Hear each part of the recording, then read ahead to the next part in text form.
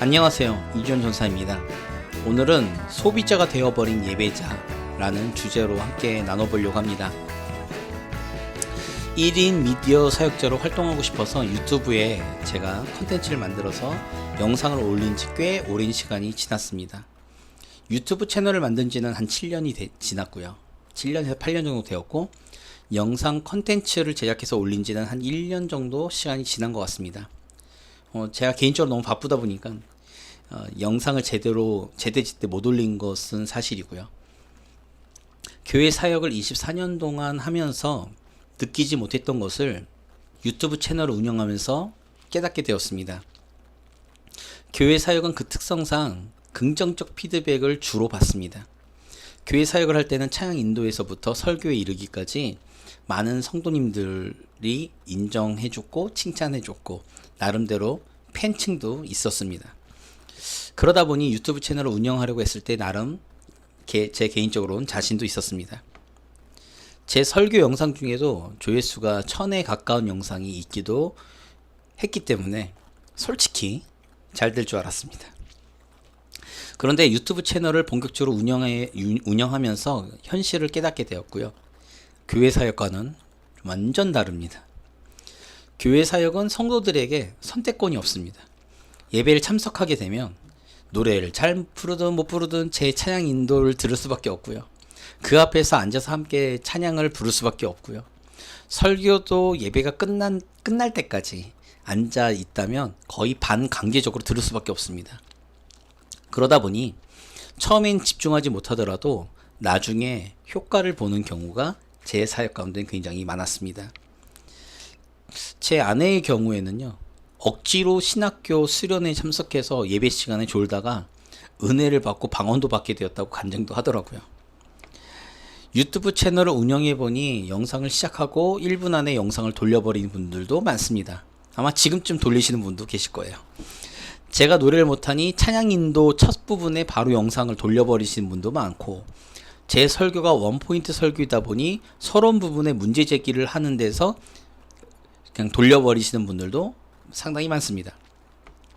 거기에 제 개인적인 네임밸류가 없기 때문에 유튜브 채널을 운영하는데 상당히 어려움이 존재했습니다.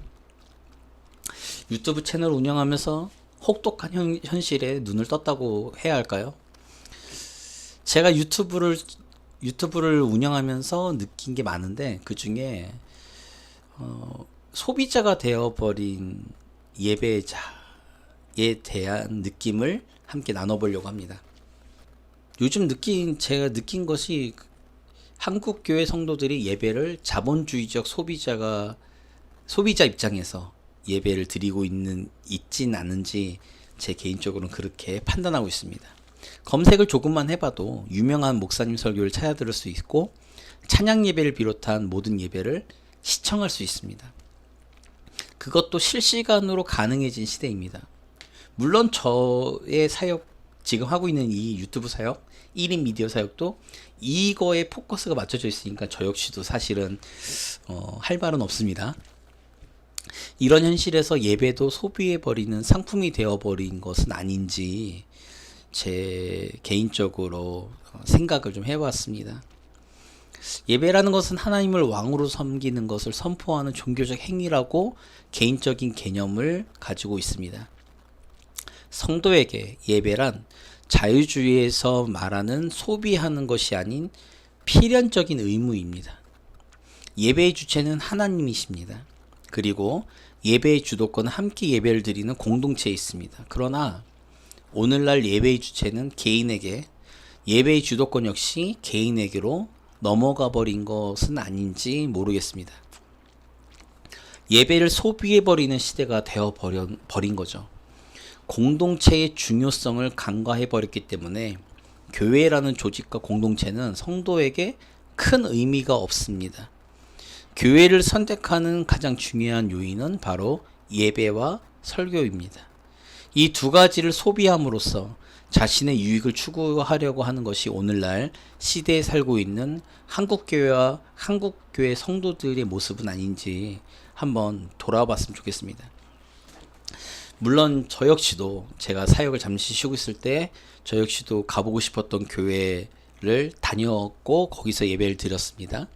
그래서 한국 교회 성도들이 왜 그런 소비자 입장에서 선택을 하는지에 대한 마음도 충분히 이해하고 있습니다.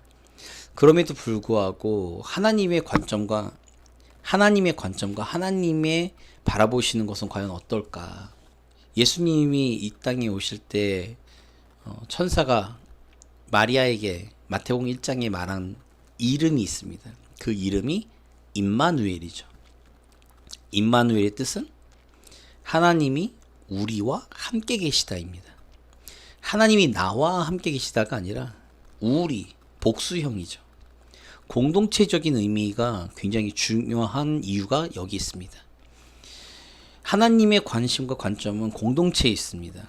개인에게도 있지만 공동체도 있습니다. 아니, 오히려 어떤 면에서는 공동체를 더 중요시 생각하시는 것 같습니다. 근데 오늘날 우리는 개인적 신앙에 대해서 너무 많은 이야기를 들었고, 개인주의 사회, 홀로 사는 1인 가구 시대가 도래해서 그런지 몰라도 이 개인에 대한 생각들이 너무 강해요. 개인의 감각과 개인의 생각과 개인의 것들이 너무 강조가 되다 보니까 이제는 공동체에서 상처받고 공동체에서 뭘 할 생각이 별로 없는 거죠. 그러다 보니 예배가 어느 순간에서부턴가 자신의 기호에 맞는 소비의 형태가 되어버린 건 아닌지 그런 생각을 요 근래 많이 해봤습니다. 제가 교회에서만 사역할 때는 몰랐는데 유튜브 채널을 운영하면서 이런 것도 깨닫게 되더라고요. 그러다 보니 정말로 하나님 앞에서 올바로 쓰면서 하나님 앞에 그 성도들에게 선한 영향을 미치고 싶어하는 수많은 사역자들 또한 교회들이 그 규모가 작다는 이유로, 그리고 영향력이 작다는 이유로 상당히 많은 어려움을 겪고 있는 것도 현실이죠.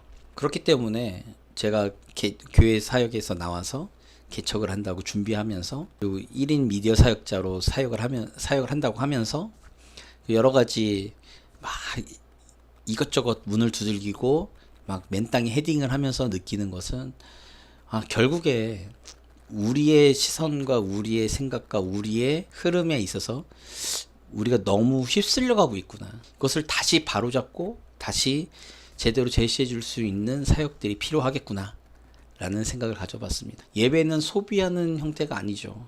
예배는 소비의 대상이 아닙니다. 그러나 오늘날 소비 형태로 변해버린 예배, 거기서 자신의 기호에 맞는 것들을 소비하려고 하는 소비자가 되어버린 예배자, 한국교회의 문제점이라고 생각합니다. 더 나아가서 이러한 소비 형태에서 온전하게 하나님의 주권과 하나님의 나라와 하나님의 통치를 선포하는 그러한 예배로 다시 회복되고 다시 그 원래의 기능을 다시 가질 수 있는 그런 시대가, 부흥의 시대가 다시 왔으면 하는 바람과 기도의 제목을 갖고 오늘은 간단하게 제가 예배 드리고 난 이후에 잠시 남는 시간 동안에 두서 없는 저의 개인적인 견해를 한번 나눠봤고 문제 제기를 하는 것으로 오늘 영상은 마무리하겠습니다. 대안이라든지 좋은 생각들, 또 다른 어떤 견해들 함께 나눠봤으면 좋겠고요. 제 개인적인 대안이나 생각들도 영상으로 만들어서 함께 공유하도록 하겠습니다. 그래서 더 많은 분들이 생각하고 고민하고 공유해서 다시금 한국교회, 한국 성도들이 하나님이 기뻐하신 예배자로 세워지는 그날이 오기를 기대하고 고대하고 기도하겠습니다. 네, 감사합니다. 이주영 전사였습니다.